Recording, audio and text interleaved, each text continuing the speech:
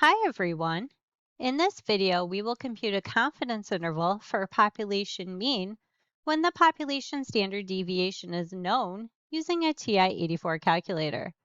Suppose the heights of a population of men are normally distributed with an unknown population mean and a population standard deviation of 2.4 inches.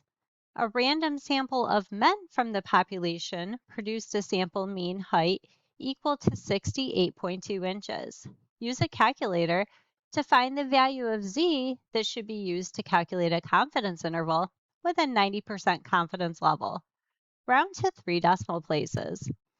So in order to compute the z-score, we need to use the distribute option on our Ti-84 calculator, and that's located on the vars key. So since it is in blue in the upper right-hand corner of this key, we need to use the second button, which is also in blue, in order to access it on vars. So we'll click second then vars.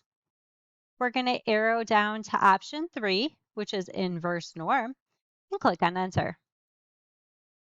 So the area we computed is 0.95. We're going to arrow down.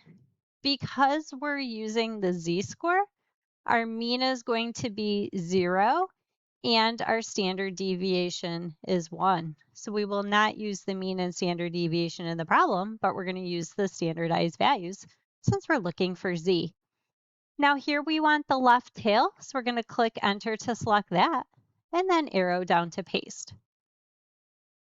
Now, one thing that you should know is if you have an older calculator, this menu option may pop up first, in which case you would want to type in 0.95 followed by a comma, which is above the 7 key, then 0, comma, 1, comma, and left, if you have an older TI-83 calculator, will not be needed.